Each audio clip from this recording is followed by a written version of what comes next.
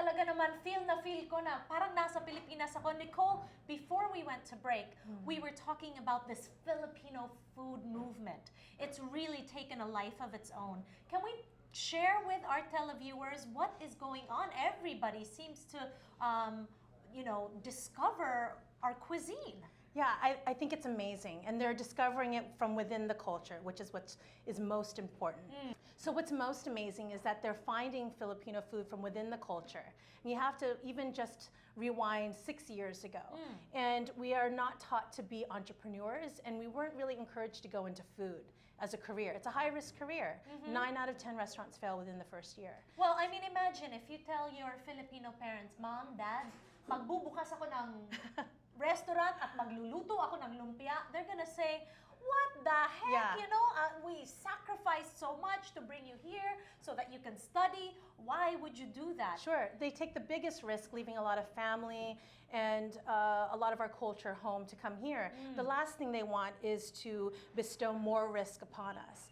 But that's our spirit, is to challenge and to persevere, and the food is really taking a life on its own. It's amazing. You have a lot of mainstream writers, they call a lot, asking for recipes or for features. And I'm really proud that at Jeepney we were the first restaurant to do Kababayan, and that has also taken a life of its own. Okay, so for those that don't know, because we do have a lot of kababayans that have parents that are Filipino that don't speak Tagalog anymore. I encounter this all the time. It's not that they don't want to, the desire is there, but they just never learned. So for those that don't know, what is Kababayan? Kababayan. What is Kababayan? I'm actually one of the first, I'm actually part of that first generation that doesn't speak Tagalog fluently.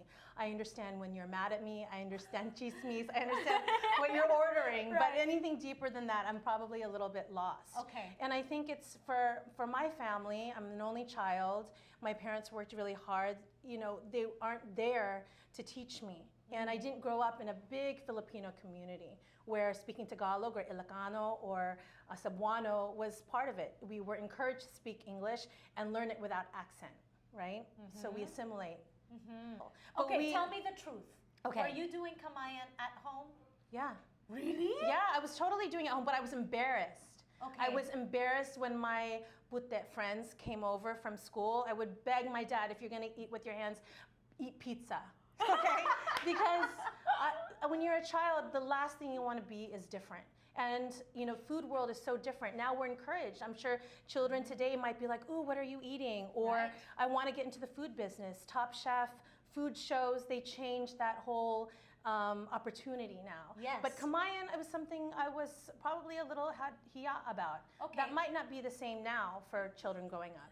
So when you introduce this to your clientele here in New York City to eat with their hands, our delicacies, our Filipino food, what were the initial reactions?